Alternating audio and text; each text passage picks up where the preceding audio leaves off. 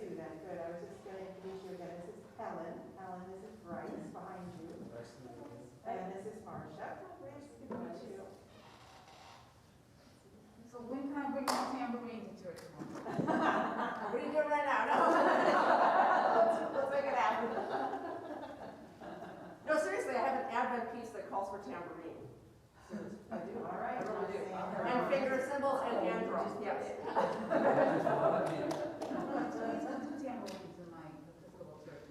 Well, there you go. You can experience and everything. Absolutely. There you go. Yeah.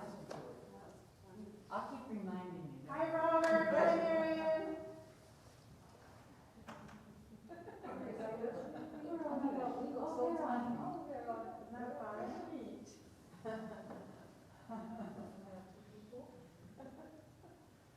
We are connected.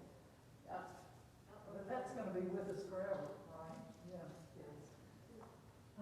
It's amazing. I must say that it's great. I'm finding it hard to get down to it in person. I'm going to be honest. It's not because I'm afraid of COVID. It's because it's very comfortable.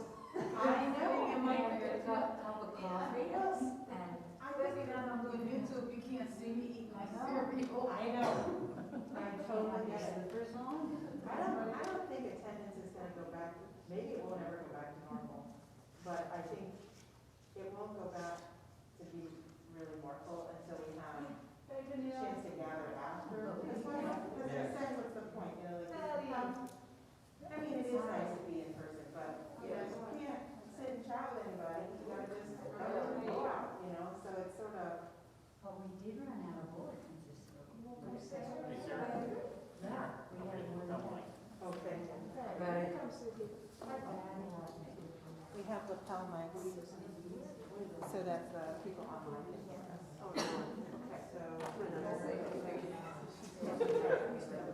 I've never.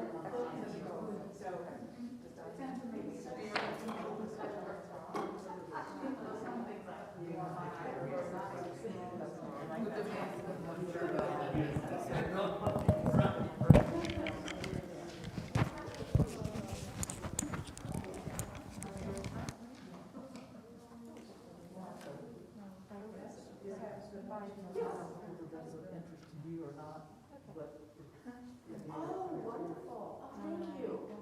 Thank you. I'm not on their mailing list currently for some reason, because I probably haven't gone to conference for a long time. So. Oh, thank you. You're welcome.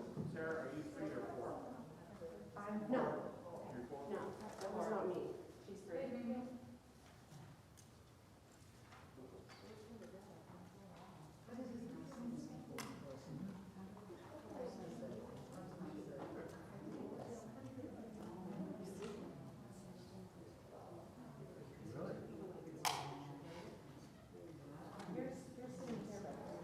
Well, yeah, I'm trying to get this on right now. I'm dealing with the phone call going, that's not what I want.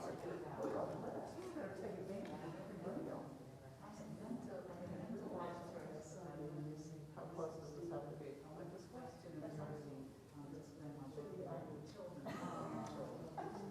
I'm all nervous. Here's being more behind the scenes.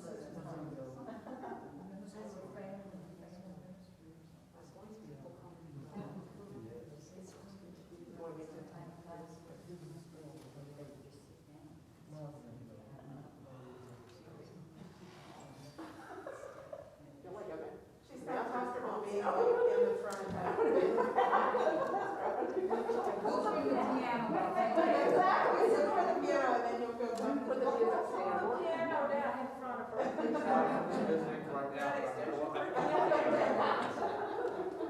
You see? I'm not on yet, that's something else.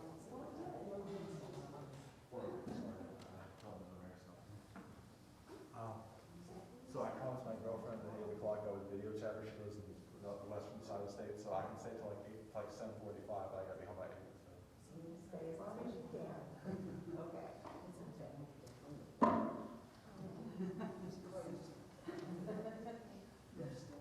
That's been watch time.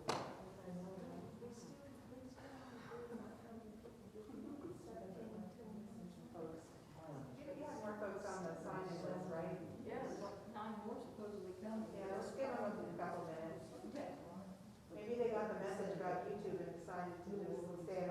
much. When I saw that today, I was like, oh, I could have done this at home. I might be trying to turn about the seminary like that was. Hi, everybody at home. Can you hear us? Give me a thumbs up. All right. Awesome. We were just saying that we might wait a couple minutes because we have about 9 more people who are signed up to come, but they're not here yet. So that's right. We can't tell who's on YouTube. So. Okay.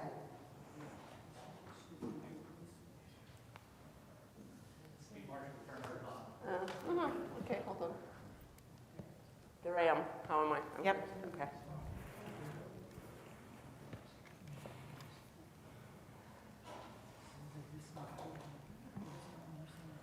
And I'm going to start over here with you guys. We're going to do introductions, and so that people at home can hear, we need to use the microphone. It's not so much for here as for home, but you really do need to use it. Right now? Not right now. Just hang on to it. You'll be first, and then you can pass it. Unless you'd like to sing a solo now, Helen, just break into song for us. Did you?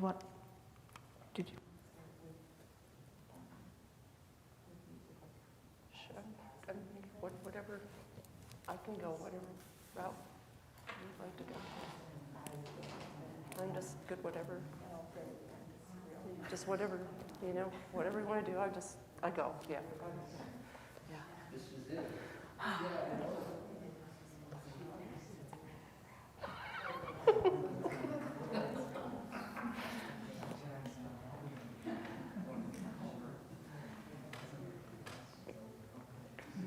They get 1 more minute.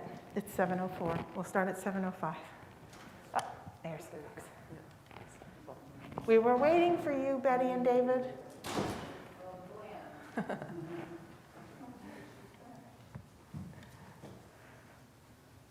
Hello. That's okay.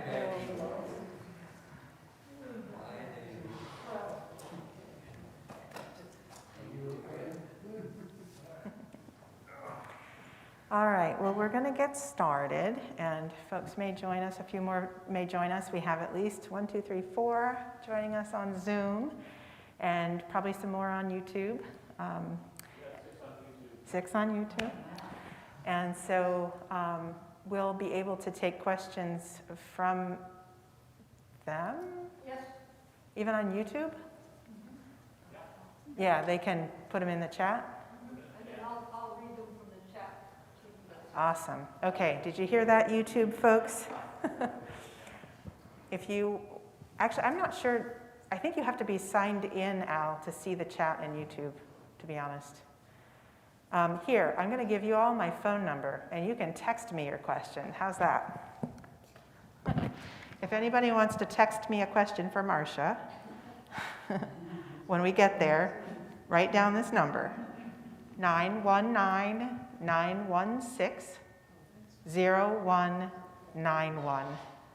916-0191. Okay, so if you're on Zoom, you can put it in the chat. On YouTube, you can text it, or text it one way or the other. It's fine. Okay? All right, let's get started. Thank you all for coming out to this time to meet and have a little chat with Marcia. She's been here since July, but not everyone has had a chance to really sit down because we can't sit down together around a cup of coffee or a meal. So we really wanted to have this opportunity to have a little exchange with her. And she is our prime candidate right now for the position. And so we definitely wanted to have you have a chance to meet her and have this conversation a little bit so that everybody is really, really comfortable as we move forward. So Marcia's going to start by asking us to sing. And that will be our opening prayer. Okay, wonderful. So give us. Well, thank you, Mother Sarah, and I want to thank the music lovers committee, vestry, whoever was all responsible for this evening.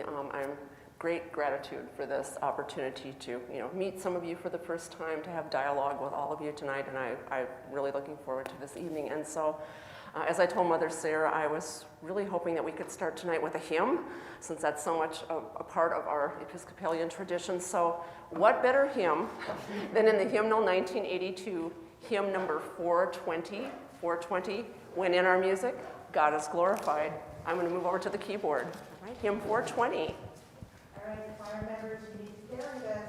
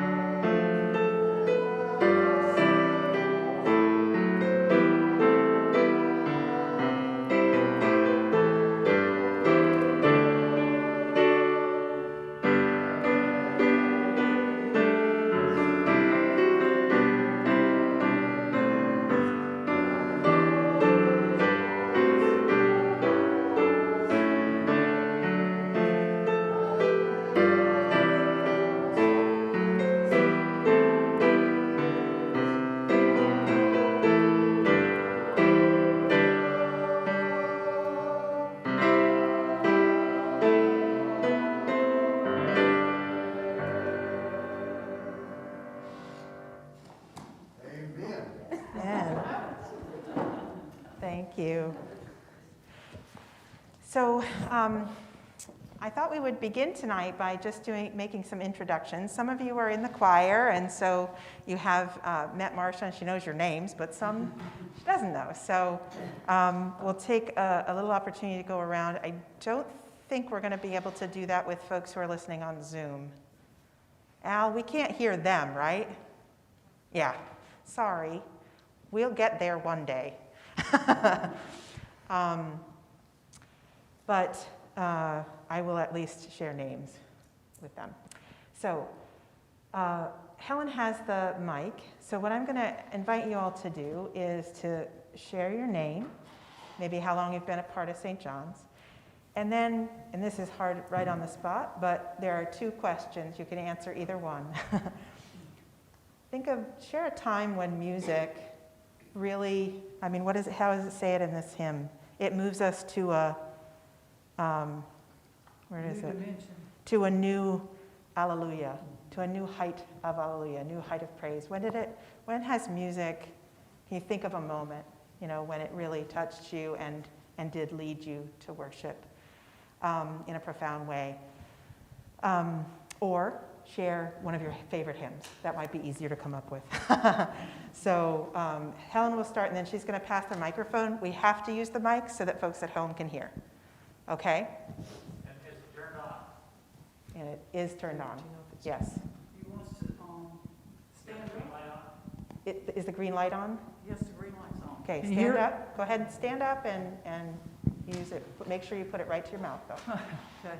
Well, good evening. I'm Helen Holt. I have been a part of this church for mostly 30 years. There was a little interlude where I was not here, but 30 years ago this year I started attending and got into the choir immediately, I believe, and have pretty much been in the choir with Patty, Keneal, and now with Sue and John and Betty.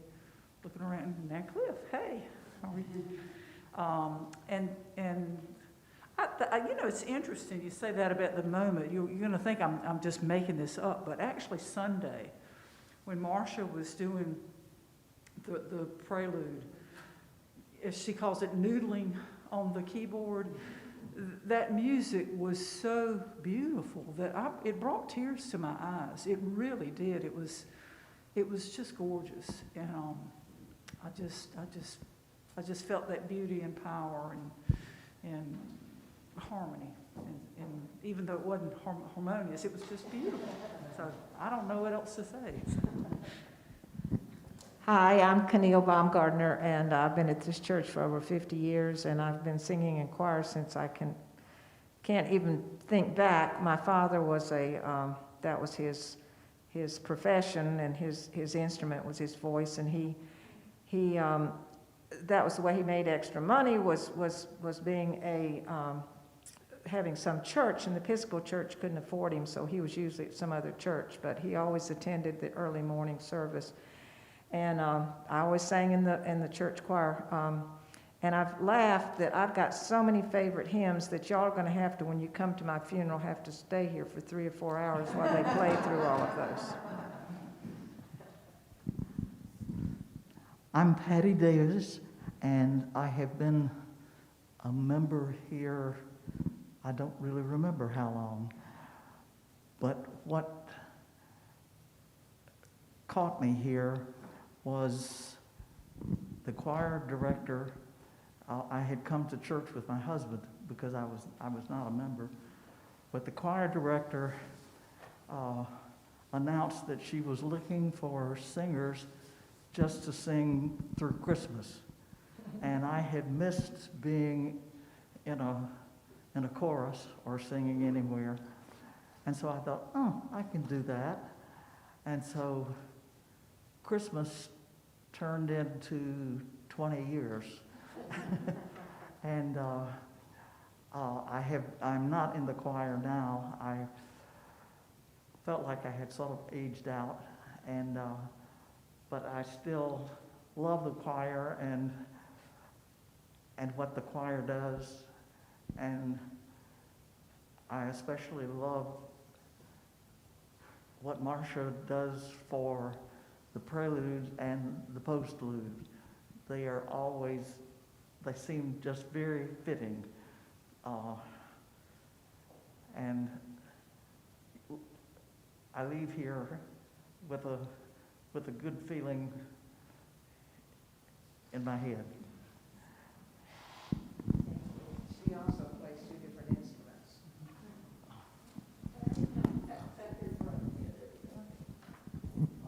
Do I just introduce myself, or okay? Hi, I'm Bryce. I am not I'm originally from Raleigh, but I grew up in the Methodist church, and I'm currently looking to be an Episcopalian. I'm not a member of the church yet, but I hope to be soon. And I love singing hymns. I don't necessarily care for contemporary music, though. I know you don't have that here, which is good, in my opinion. But I love hymns, and I love music. I love the classical music, and I know a little bit of violin, piano, but more guitar actually. But yeah, and I'm glad to be here. I'm glad you're here too. I'm glad all of you are here. Say your name again. Bryce. Bryce. Hmm? Bryce, why don't you pass it back to Lois? All right, I'm kind of hiding in the back, y'all. I'm Lois Sauer. I think most of you know who I am. Al and I have been coming to St. John's for about 5 years, and music has a way of touching parts of you that you don't know need to be touched. And I think one of the most memorable for me was when I was a teenager and there was a confirmation service going on in this little tiny church where we grew up in nowhere, western Kansas. And they had gotten a couple of high school kids to play the trumpet descants on a couple of hymns, and that just, I still, every time I hear that hymn, I still hear those trumpet descants. I'm Cliff Rogers. Been attending here several years, I don't know, 3, 4, something in that area. We moved to Wake Forest 6 years ago. Really believe we found a home. With that being said, grew up in a family that sang at church all the time, a large family, and we all sang. And I sing bass. I was in the choir before the pandemic. Hope to get back in the choir. We hope you do too. I'm David Bland. I am absolutely thankful that you are here because you're bringing a level of spirituality that is so complementary to what Sarah has brought to us. And we thank you for that. The thing that I enjoy so much is every now and then you have a song out of that red book, and that reminds me of my old-time Baptist days. And I'm Betty Bland, have been here about 10 years. I have to say, we just got back from Washington, D.C., and Sunday we were able to go to the National Cathedral for their worship service. That was a high from beginning to end, music and everything else. So that was a gift. But this is an odd sort of reminiscence about the importance of music. I know some people have, in the past, might not have liked it, but glory to God in the highest that we sing every Sunday morning when we start. It has a sort of repetitive sing-songy quality to it. And the first Episcopal church I ever went to in Montgomery, Alabama, in Wetumpka, downtown Wetumpka, Alabama, they sang that song at the beginning. And I thought it was an interesting, I enjoyed the service, but, you know, I was just church searching. But all the next week, that song kept going through my mind and through my mind. And I thought, I believe I'm going to go back there again. Hi, my name is Roxanne Johnson. I think I've been coming here now for about 3.5 years. We've moved here 4 years ago from New Jersey, and I was conceived Episcopalian, so I have always been in the Episcopal Church. I like the traditional music, but I also like a little bit more contemporary. I ask you about the tambourine sometimes. I know some people are saying, oh my God, but I like to leave church feeling upbeat because of the music. I mean, I know it was successful for me when I find myself humming in the car, driving back. And I think my favorite hymn is 324, Let All Mortal Flesh Keep Silent. When I was taking piano lessons, that was the first hymn I learned to play. Hi, I'm John Blake. I guess Sue and I have been into the church now for 18 years, maybe 19, I don't know, something like that. Who's counting? But when we first got married 60 years ago, she was Methodist, I was Roman Catholic, and we came upon the Episcopal Church as a compromise which neither one of us has ever regretted. And especially the music in the Episcopal Church seems to be so much up our alley that we love it. Last but not least, I think, am I? Anyway, Sue Blake, and I just want to tell you how much we enjoy singing with Marcia.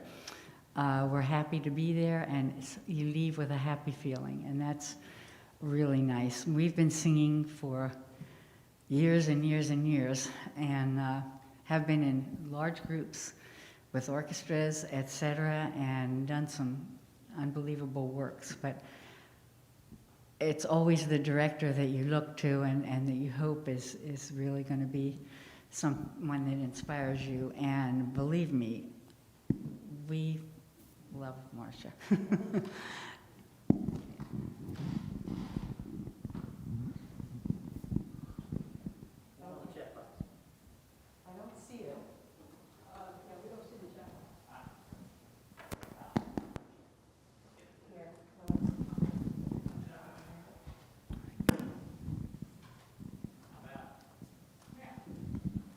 Teeny tiny. I need a telescope to see it. How about if I read it? Okay. This is Mary Ribbons. My daughter and I participated in handbells. She loved it and would be very happy to continue, and hopefully can join the choir as she really enjoys music. I enjoy choir, handbells, etc. in my hometown church in Carver, North Carolina as a young girl. My favorite hymn is How Lovely Is Thy. That's brilliant. Thank you. Thank you. I don't know. Who was that? That was Marion Ribbons, and she's there, but she's just had to get up probably to respond to a child. She was just saying that she really appreciates, I'm just repeating this for those who might not have heard that, but she was talking about appreciating being part of handbell choir and the children's choir, some of her kids, and wanting to get back into it. And her favorite was something about the How Lovely Is Thy Dwelling Place, I think, right? Okay. Anybody else want to chime in? So the other folks on the screen are, Robbie and Camille from choir, and there's Ken Christie. Ken Christie. Okay, Ken. Ken Christie, 35 years. Welcome to our church. Thanks, Ken. He just read your comment. And then the other person on is Pat Biedenbender, who you know from choir as well. All right, great. All right, so I thought we would ask Marcia. So first of all, I gave you all a little teaser about how she got into her music career at 11. So you got to start with that story. And then I just thought maybe you'd like to share a little bit, about kind of highlights of your long music career and anything about your family or your hobbies or things that you want to share with us. Cut me off, Mother Sarah. Okay, I will. Anyway, wow, where to begin?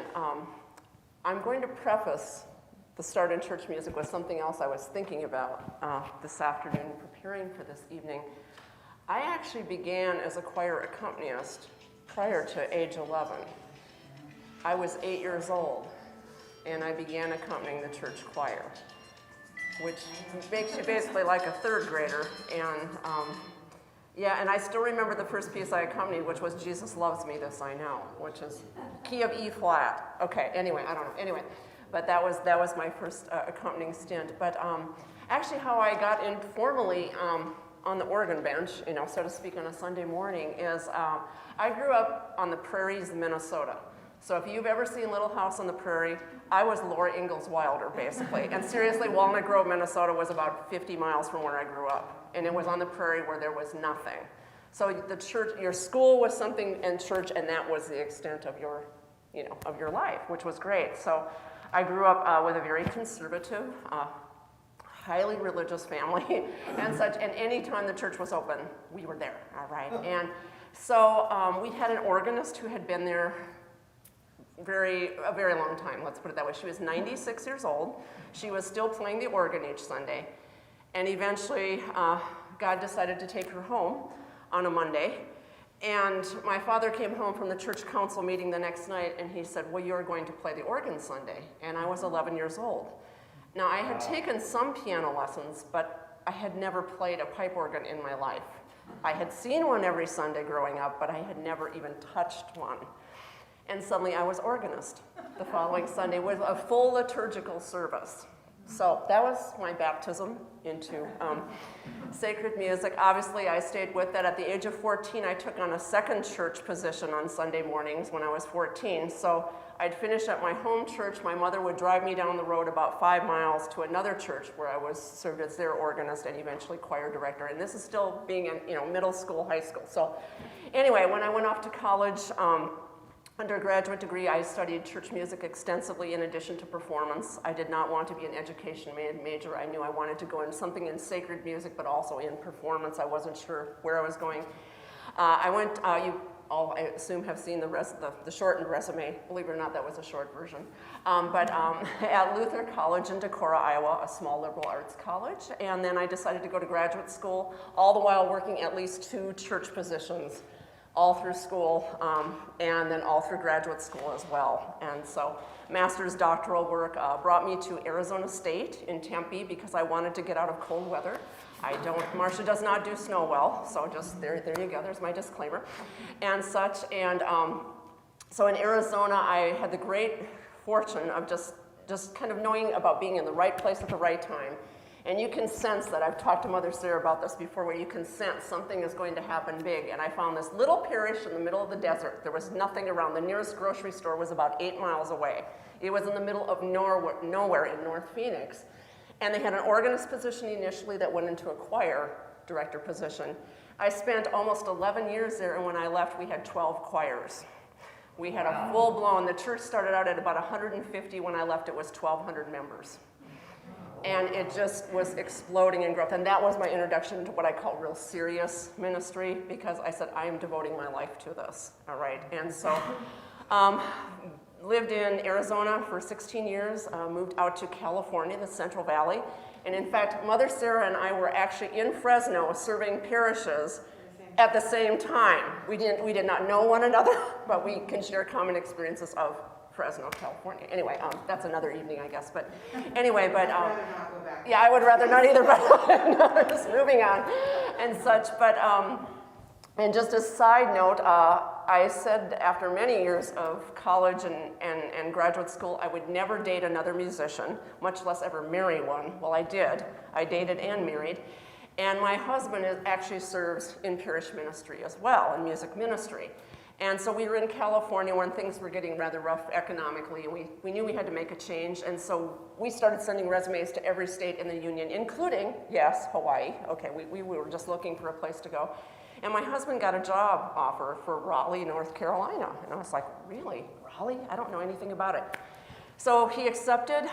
He moved out here first, was out here for about 6 months, and I, at that time, was primarily teaching college, university. Finished off my semester, and then I moved out later with nothing, with absolutely no position. Meredith College offered me something which I declined because I wanted to try something new for a little bit. So I continued on in my parish work, but only as a substitute. But I did the unthinkable. I decided to go to culinary school full-time and become a chef.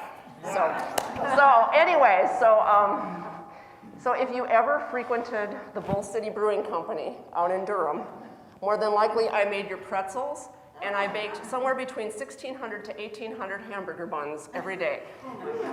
I did that. I eventually moved on, and here in Wake Forest, if you ever went to the Old English Tea Room, I was a chef there for a number of years before they closed. And then I ended up over at Uncorked Wine Bar, Raven Ridge Road in North Raleigh. I was the chef there. So if I made your pulled pork sandwich or your flatbread, that was me. Okay, anyway. But I really felt a calling when I was there. I was like, I was always still doing ministry, but I really needed to be back. I felt like God was calling me. You need to stop this. Come on. You need to get back into where you're really good, where you're serving many, many people, and started seeking positions, all right? And so did a lot of part-time work, and then when Hurricane Florence hit, especially, the eastern part of our state, I really felt like God was calling me to do something for those people that had lost so much. So I put myself out there as a substitute for that area of the state, and I was driving down to Jacksonville every weekend, or down to Havelock every weekend, or some of the other parishes in New Bern, and I was the organist, choir director, whatever they needed. And when you talk about moments in ministry that hit you, Christmas Eve of the year that Florence had hit just a few months previous, and I was in Havelock at St. Christopher's for Christmas Eve. And a gentleman came up right before the service just in tears. He's probably in his 80s, and he said, I never thought I would be able to sit in this church again on Christmas Eve and hear all those beautiful carols that I've heard my whole life, because he said, I thought Florence had taken away everything, and now you've given me hope. And I just always remember him, because it was like, wow, this man needed this at this point in time. There were others as well, but I realized this is where I need to be. And eventually, you know, I found a position up here in Raleigh, and then this year, I had a great friend down at St. Michael's in July that said, I don't know if you're aware of this, Marcia, but he sent me an email after services on Sunday. He said, St. John's Wake Forest is looking for an interim. I don't know if you're interested. So I did something I had never done before. I did not plan out my email. I just sat down at my computer, typed up something that was totally not professional probably, and just fired it off and said to this lady named Mother Sarah Phelps, I have no idea who this is. You know, I hear you're looking for an interim, and here we are, there. That's it. Lord works in the spirit. Does. So, what are your questions or thoughts? I mean, I know that Marcia wants to hear, and I'm curious too, to hear from all of you about what your hopes are for the future of music ministry at St. John's. It's almost hard to imagine, since it's been so long since we've really, you know, been able to have our full kind of ministry here.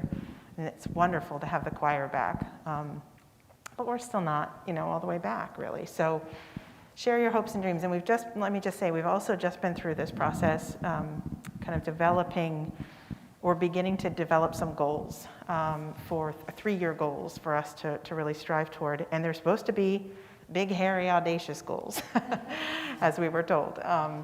Things that you can't do in a year, and that really do take some major commitment. So if you were to think about the music program here, what comes to mind as a big, hairy, audacious goal for music at St. John's? And you know, any of that, please respond to and share questions. And Lois is going to bring you the mic when you speak. Okay, go ahead, David. The thing that I hope for the most is that just as, and we've been here 11 years, but just as Betty and I have seen the Spirit of the Lord really moving in our church,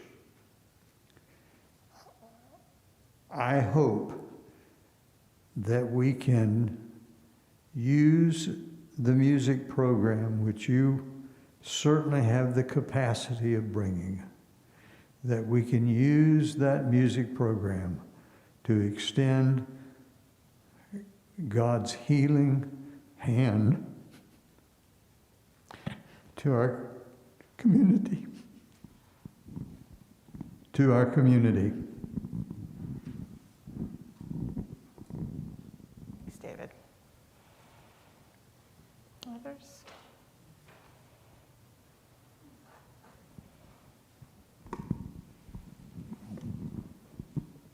Of course, I love being in the choir, and I have really enjoyed what we do with it.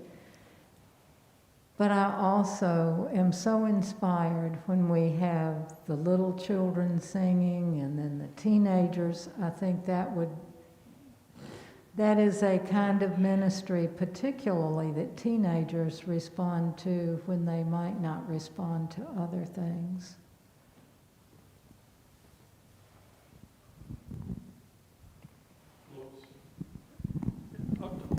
Follow up on what Betty was talking about, I think I started singing in the adult choir when I was 10 or 11 years old.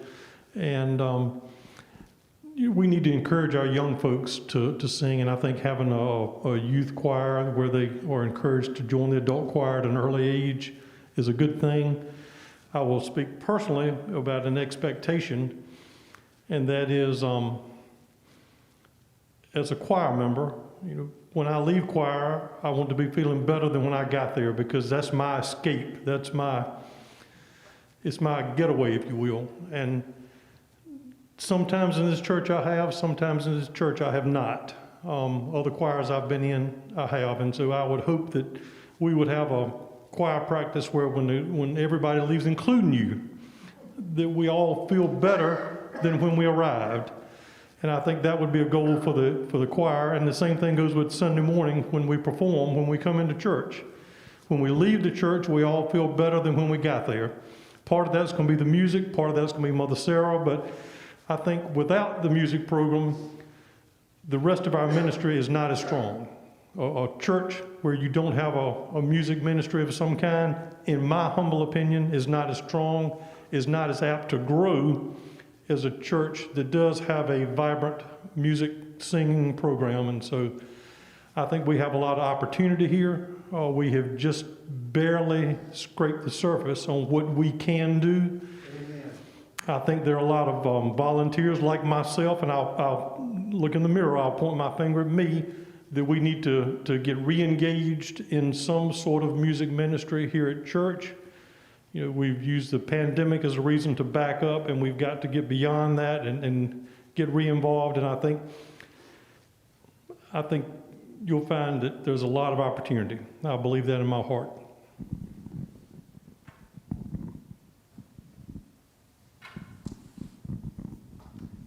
I'm going to second what Cliff has said. I think everything that everybody said I agree with, but just practically, we need a larger choir.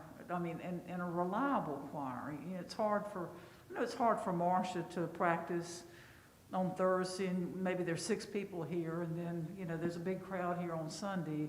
So I would love for it to be that people make this the priority for Thursday nights whenever they can to practice, and then have a full choir on Sunday, because it makes me more confident to know that we've got all of our bases covered. I'd love to see more tenors. I would just love to have more than one or two tenors. And so I don't know how to get people re-engaged, but hopefully your beautiful music and these wonderful pieces that you're picking out for us to sing, that will be a inspiration to others to come join us. And the young people are huge. I was like you. I started singing our adult choir, maybe 12, at age 12.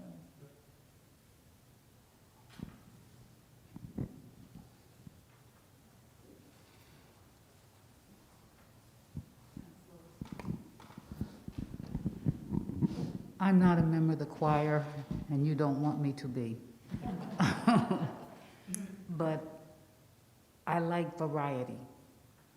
And I would like, for our choir to explore some non-traditional hymns also, or more spiritual type hymns, or, just so that we have that variety, so that everybody feels that they've been touched, because different types of music touches each one of us in a different way. Amen. One of the things that that so pleased me as I got to know Marcia is the diversity of her background in music. That she's not just classically trained, but has taught rock and gospel and all kinds of different genres of music. And as this congregation grows more diverse, and both, racially, ethnically, but also age, that makes a big difference to have a diversity of music. And so, yeah, to me, that was one of the great qualifications that Marcia brings. I would echo a little piece of what Cliff said, and that is about, sort of getting the teenage musicians involved. In my story, the trumpet descants were 2 high school kids from our youth group that played that stuff. And I know you've encountered Sydney Clausen and her tremendous talent. There's something special about being engaged in music with your community of faith that I think both strengthens youth spirituality and their music love as well.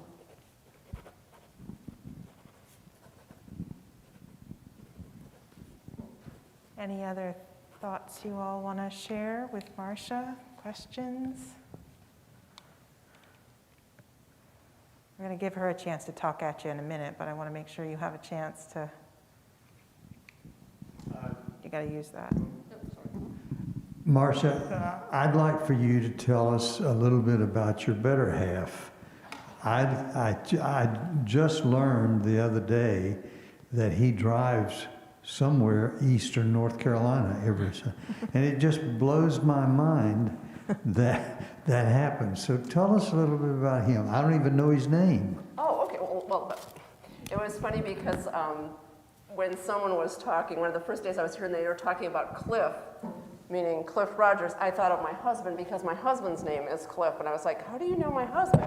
Oh, it's Cliff Rogers. Oh, okay, anyway. So my husband is Klinder-Badgley, and that's why I have the hyphenated name, Klinder-Badgley. And what's really fascinating is I was his first organ instructor. We were together in graduate school, and there was a church job that came up, and it was, as a graduate student, you were always, drawn to the board, what's coming up for jobs. And I just tell you, I didn't like him. I thought he was very egotistical about his playing, but anyway, and I just told him a little bit. He goes, well, I don't play the organ. And I said, well, perhaps you need some lessons. I could get you through an audition. And he's like, really? Why not? I'll give it a try, which I did. He got the job. Anyway, but he has been in ministry since 1988. He has done it in a variety of churches. So we met in Arizona and such. And so anyway, so what brought us out here to the East Coast was actually a position down in Raleigh at a Lutheran church for him where he stayed, I think it was 6 years and such. And then he always jokes about the fact when he served the Lutherans, he was a closet Episcopalian. So anyway, we had served a number of Episcopal churches on the West Coast and such, but he was always looking for an Episcopal church that might have an opening, and nobody had any openings. And suddenly, on a fluke, we had gone out to Oriental for the Front Porch Music Festival. I love that festival, by the way. Anyway, that's one of my, I'm a very diverse person, as Mother said. Anyway, I love that festival. Anyway, and we were out there, and we were driving back through New Bern. We had stayed in Bridgeton, okay? We were driving through New Bern. It was a Sunday morning, okay? And the bells were ringing on the historic Christ Episcopal Church down there in the downtown. And he said, isn't this a beautiful church? He said, well, they're having worship. We were dressed, we had dogs, we're like, we can't go in. And he goes, well, I'm just going to kind of walk around. So he walked around the church and came back to the truck. And we were driving away. I said, that's just really a beautiful church. Wouldn't it be fun to see the inside? Well, we checked the job board. And like 2 days later, there's a music director position open at Christ Episcopal Church in New Bern. So he said, well, just for a fluke, I'm going to throw a resume in. They'll never, they would never bite. Well, suddenly he goes through all these interviews, and there's a decision to be made. And he said, I don't know, honey, I'm feeling a calling. And I said, well, what do you think? And we actually, in California, sometimes we're working on opposite ends of the state, it seemed like. But anyway, so we made the decision as a couple that, yes, he would accept that position, but I would stay in the Raleigh area. And so we kind of, pre-pandemic, had this worked out as where 1 week I would drive down to New Bern for a couple days. We would spend some time together. And then as he's able to, he would come up here like the opposite week for 2 to 3 days and such. So this is kind of how the Klinder-Badgley household works. It's very strange. We help out each other in ministry at our respective churches. So for example, in December, I've been booked to be the organist for their evensong at Christ Church because their organ is in the balcony and he cannot possibly be on the main floor. It's like, okay. And when I have needed an additional organist and don't want to pay a lot of money, I'll say, hey, honey, can you come up to Raleigh? So we tend to help out each other with our ministry and such, but it's worked very well. In fact, it was on the 23rd of October, we celebrated 28 years of marriage, so it seems to have worked fairly well after 5 years of dating. So it seems to be working so far and such, but I have... It took me 5 years to hook her, so... Well, there you go, see? But this works very well for us. Like I told Mother Sarah initially, I have absolutely no intention of moving to New Bern. It's a lovely place, but I don't do small cities well. I grew up on the prairie, and I need people, and I need things, and so I'm very happy here in Wake Forest. I have no intention of, I'm leaving until I'm told to go. So yeah. But by the way, so my husband and I do a number of concerts together too, pre-pandemic. We do a lot of sometimes four-hand piano, sometimes four-hand organ, sometimes organ piano. We do a number of concerts. So we're hoping as more people get vaccinated to resurrect that part of our careers, because that was something that we really enjoyed doing. Yeah. So this is an aside. A wrinkle. We're talking about moving the organ from up there down here. Have you been in any of those conversations? My understanding is that, yes, you were planning to move this down, and I was asked what my thoughts were on that, and I said, well, I think it's a great idea.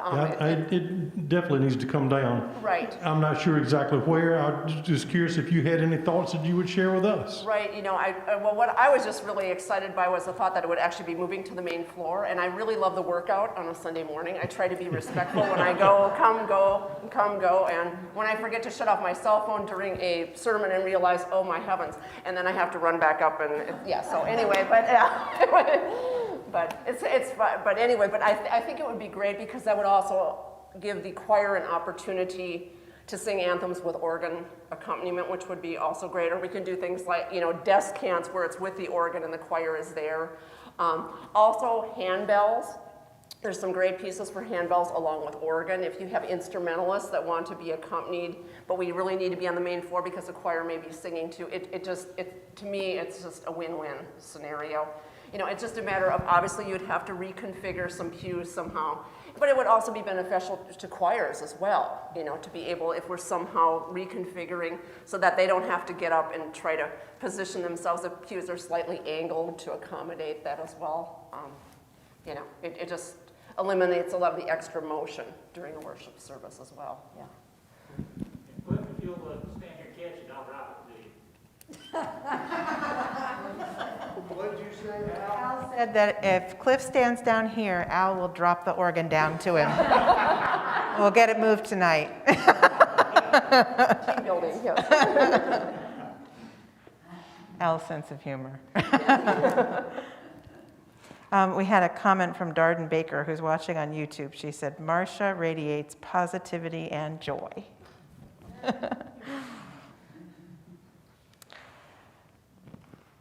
Well, feel free to chime in, but we are going to give Marsha a little chance too to kind of dream out loud and share some of the things that we've been cooking up and thinking about together. Were you using her culinary skills? Yeah, no, musically cooking up. Although actually, I think it was the second week or third week. I don't remember that I was here, and then the message that day was all the bread. All the gospel meetings were about bread. And for some reason, I don't know, I just decided to go down the avenue of things I would never normally do with a priest, but I just decided to go there. So when I got home, I actually sent a picture to Mother Sarah, because for one of the large churches in Raleigh, I used to be their communion bread baker. And every Saturday, I was baking between 25 to 28 loaves of bread for communion. And so in my culinary portfolio, I have all these pictures of communion bread, which some people would look at it, chefs would go, why, what's this? Glasses, But anyway, I said that is something that, I did at one point of time, so yeah. well, so take it away. Oh, okay. Well, wow. And again, cut me off for time because I could just go on for hours. In case you wondered, this brown book which is almost done. I only have 3 pages left, Mother Sarah. I have to get a new book. Anyway, but I'm a person who is constantly writing down ideas, thoughts. If I hear, that's why tonight as you introduce yourselves, I'm jotting down little notes. To me, that helps me with ministry, because every congregation is unique. You're all unique. And just think back to maybe the other churches that you've been a part of. Everybody is unique. So one plan is not going to work all-encompassing for music ministry. And that's really my feeling. I try to go into a congregation, be it as an interim or more, with a blank page to go in and say, okay, what are these people about? And Some of you know the story, but back in July, Mother Sarah knew who I was, but nobody else did. And I attended a worship service here before I began as an interim on purpose because I wanted to be nobody. I didn't want you to know who I was, but I wanted to see what happened. You don't know me. I'm a stranger. Am I welcomed at St. John's? We don't know her, you know. And unfortunately, there are churches like that. I didn't even get in those doors. And I don't even remember because I was kind of in a euphoria of, oh, welcome to St. John's, welcome to come on in. And I was like, I remember Lois was out there when I got through the doors. She's like, welcome to, I was like, oh, wow, okay. Yeah, I mean, it was just amazing. There were all these people that were welcoming me. They don't know me, you know. I was on the list because I had reserved, all right, and sat back there in the back because I didn't want to be seen, all right, and such. But the experience I had was really amazing, and that taught me so much about St. John's. I hadn't played a note of music, I hadn't done anything yet, but that taught me so much about what this congregation is about. Because you are a loving, caring community. You are. And I felt that from July, whatever that date was, I don't know. Anyway, it's in the book. But anyway, I felt that immediately, and I thought, you know, if they would like to pursue me as an interim, yes. And there are places that I've visited before that are seeking interims or more that I visit and I think, you know, no. But the feeling, the vibe, the energy on this campus is amazing. Out in that parking lot when you drive up, you can feel there is something here, folks, all right? It's so exciting. It is so exciting because there's so much happening, okay, already here. And just to dream what can be, okay, as I get to know you just a little bit better and thinking about future. So something that was so valuable to me, I guess it was just 2 weeks ago, was the Vision Weekend. And just to hear people's thoughts about, you know, things that they'd like to see happen here. You know, thinking specifically about music and worship, oh my word, I mean, I could go on for hours because I have so many ideas and such, but just some shorter term, very doable goals, I think, coming up here. Obviously, the adult choir, I've already been working with them, obviously. But I agree with all the folks that said, let's get the teens singing as well. So an idea I have, which is a short term to start with, but it's like the seed, is for Christmas, for that first service that you have for children, all right, normally, all right, is to do an intergenerational family choir. To advertise this and say, hey, come out a little bit before the service. We're going to have a real easy Christmas Eve anthem, you know, Christmas Eve song, I'll say it that way, that families can sing together in worship. Who knows? That can be the bud for something. I've done multi-generational, intergenerational choirs in other congregations, not just at holidays, but year-round, where families want to do an activity together. Why don't we give it a try? Let's see what happens. For the person who's visiting for the first time and they say, whoa, hey, there's something for everybody in our family. It's not just little kids, or it's not just adults. It's everybody. It's all-encompassing. So that's something doable, all right? I know I've had a few people ask me about handbells. We heard tonight about handbells. I've already been working with Jerry a little bit.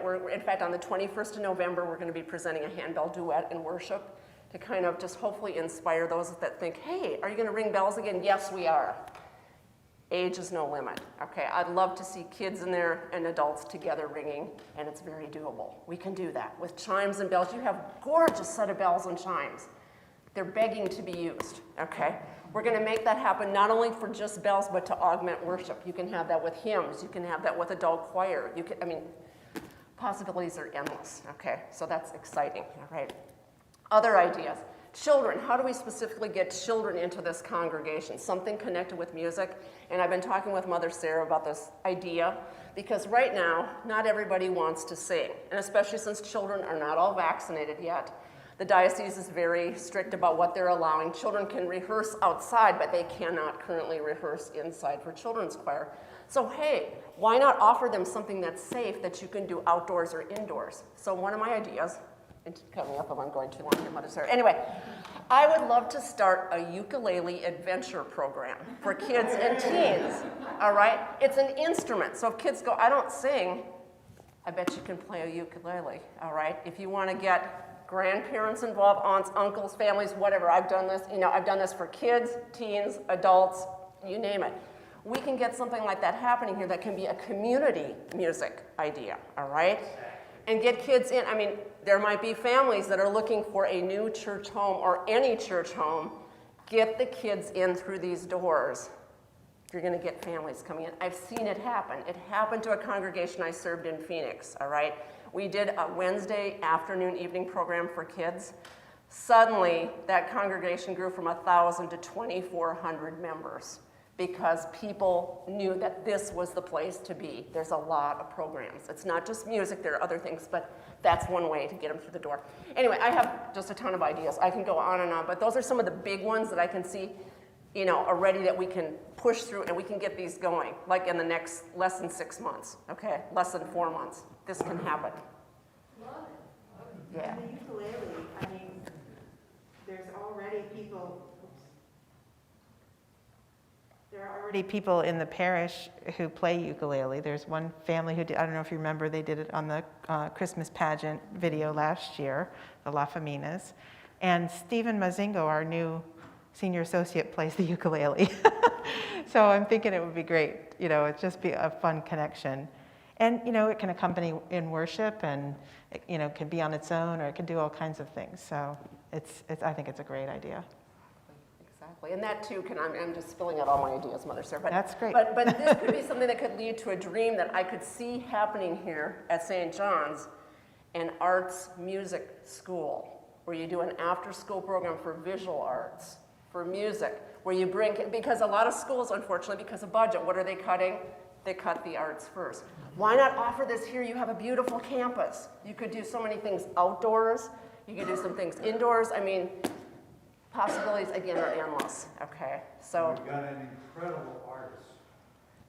Yeah, Susie Hetzel, watercolor artist. I mean, it's true, and I would say that between 4 and 7 p.m., Monday through Friday is the most underutilized time in this church. So, I mean, it's wide open for, there's all kinds of space that could be used and made available for that. Yep. Well, in the long time that you've already been here, what would you like, I mean, that's not the right way. What could we do to help you start experiencing the spirit that you're talking about? you know, I guess what I would say first of all is I just say, not just myself, but keep everybody in your prayers that is in music ministry right now, and those that have felt comfortable coming back, and those that have said, you know, we're still waiting a little bit longer, because I think that's important right now, is that what you may have all done here in the past for music is fantastic. Let's get those people that were engaged pre-pandemic back, okay, somehow, whatever that means, when they feel comfortable again, all right, and such. But there's got to be a lot of new faces. I don't know the difference between people that have been here a while and new faces yet, but I'm assuming there are people that are coming in that weren't involved in music before the pandemic. And to, you know, if you know of somebody that might have an interest that I don't know about, connect me. I'm a persistent woman. I'm Germanic to the core, and if I hear that somebody has shown an interest in something, okay, oh, trust me, I'm all over that. Yeah, absolutely. Yeah, during sharing of the piece, I'll probably target that person wherever they're sitting in the sanctuary, and I'm over it and, you know, good morning. Hey, we're doing bells on whatever night, you know, or whatever it happens to be. Or yes, your children, there's this program.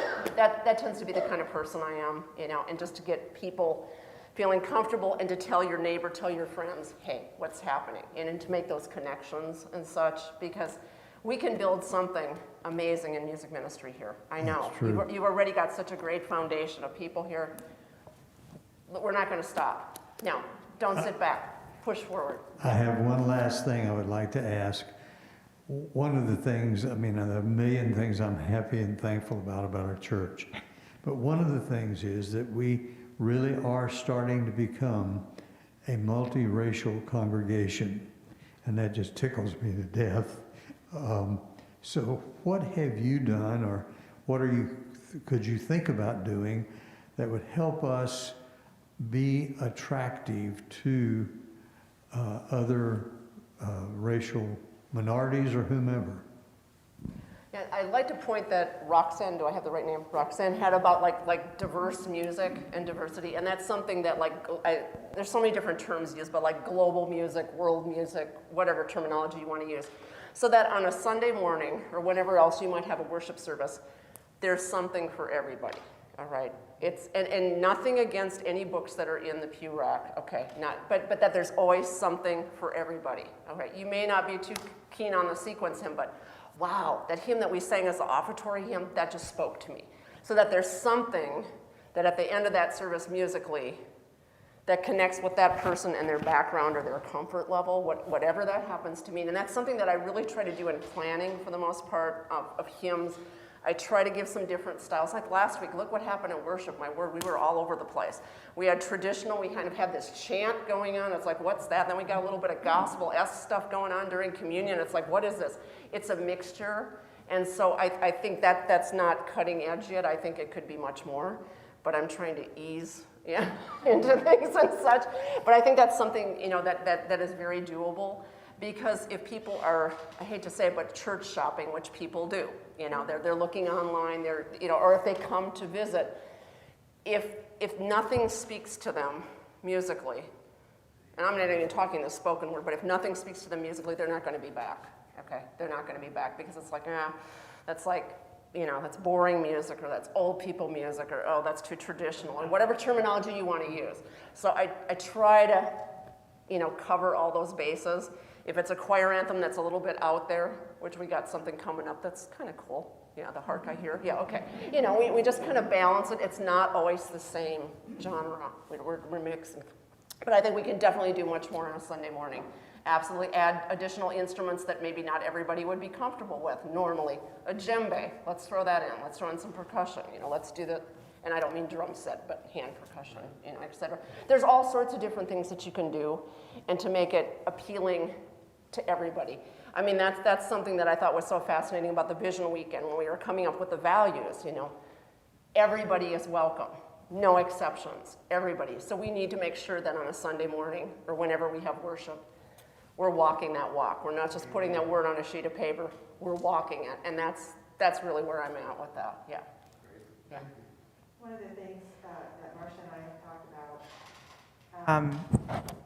about, is, and Vestry has talked about as well, is that, as we come back, and I got a little breaking news, CDC approved the vaccine for children. Hey. So 5 to 11-year-olds, we might get a few of those back, more of them back soon. So it's just such a blessing to be able to think about moving back to gathering more. But, we were pre-pandemic needing to add more spaces to the parking lot, thinking actively about a third service. I don't think we're that far off from that once things start to shift again. We ran out of bulletins this last Sunday, Sue told me. We're not, it's going to take a little while, I think, but I'm hopeful that, and it's one of the reasons why we changed the times. When we went back to 2 services, we did not go to 8 and 10, because you really want to have room for a third service that doesn't start at noon. It's got to start somewhere around 11:15 at the latest.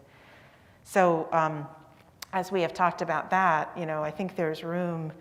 I think when you only have one larger service, you really have to do, approach it the way that Marcia is approaching it now, where, probably everybody leaves unhappy about something and happy about something. If you don't have diverse musical tastes, then, you're not going to be happy because you're going to have a smattering of different things, but it does serve a blended kind of community well.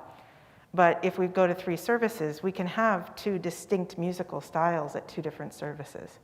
Yeah, and there can be some specialization in that sense. So we've talked about that. We've also talked about not only for the 4 o'clock service, but for the late service, inviting other people to sing just for the Christmas season, like you had that experience. I laughed and nodded at her when you said that, because that's what we were talking about, that, there are music directors out there who, you know, you have to commit, you know, you have to sign in blood. You have to audition, you have to, you know, you don't just put together a choir for a special season. And I really appreciate that Marcia is sort of wide open and is always looking at those ways that people can touch base for a little experience, because if you come for one of those little experiences and you have the kind of joy that you're talking about, Cliff, when you walk away and you feel better than when you came, then you're going to want to come back. And it might even become a priority in your life that you make that, you know, top of the line. So I just so appreciate your openness in that regard, and that, you know, it's the bottom line for music for Marcia is that it is part of the church ministry, right? It's not, the bottom line is not music as an end in itself. And there certainly are directors who kind of behave that way in the world, just like there are clergy who behave like, you know, the music is secondary. And I just have loved working with Marcia, because I feel like we're very much peers and we're very much in this together. It's been a joy. Make a good pair. Yeah, I think so. So what else? Any other thoughts or responses to things you've... I just have one thought, and it has nothing to do with, it's totally, I think everybody, yeah, go ahead. totally irrelevant. But I hope everybody can say prayers so we can get rid of these masks. It's really hard to sing with a mask on. I know, it sure is, and I'm really amazed that all of you just stick with it and keep going with it. I mean, it's hard to preach, it's hard to lead a service in one too, you know, but I think, I don't know what the flu season is going to bring, and if, you know, we're going to see numbers go up at all as it gets colder, but I think come spring, things are going to be in much better stead. We got there for a minute and a half, you know, where we could, earlier this summer, before Delta came along, so I think we'll get there again. Let me check my phone to make sure there's not any more questions or comments. Yeah. So, nope, there's just, you know, the other thing I guess I would want to share with you all is that we are in the vestry, we're trying to take steps forward. You know, when I first got here, the music director position was 10 hours a week. Helen, who was here at the time, never spent only 10 hours a week. She always worked more than that, and we increased her, you know, worked to increase her salary and to do better by her. And it was 3/8 when she left the position, and we're looking at this position as a half-time position now. So we're just incrementally making these strides, and I'm hopeful that, you know, it really does take, it takes time to build programs. It takes time to, you know, so it's going to take an investment from the church, but I think it's well worth it. I mean, as you all have attested, it's music programs do, they do something for us that spoken word cannot do. Art in general, beauty, you know, it's God's language, first language, I think. And spoken word is like a poor approximation. So I just want to thank all of you, because, you know, you and the whole parish, the generosity of this parish has grown, the financial generosity and your time and commitment to things, and all those things are what make a difference so that this, you know, this ministry grows and can touch more people, and be something really worth inviting others to be a part of. It is already, and that's a great gift. So anyway, just want to say thank you for that and give you a little sense of what's coming. Well,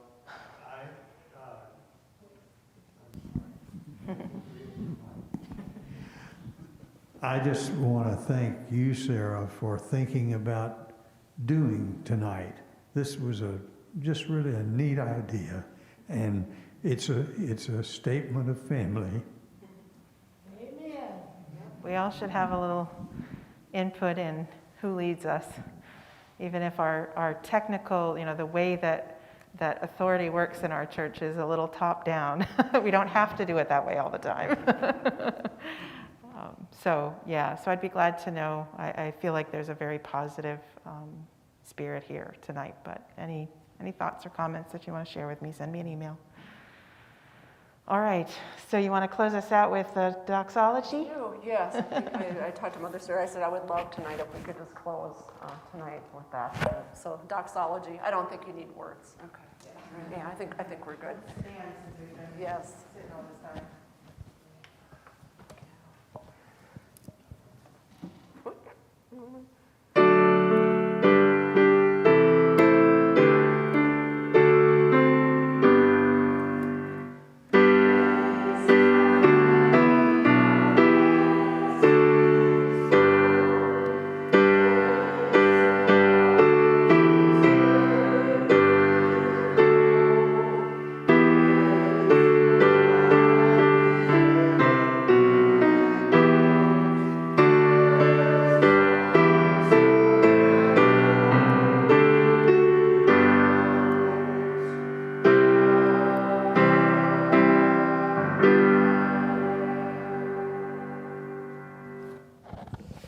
Thank you, Marcia, and thank you all of you for coming out, and thanks for those online.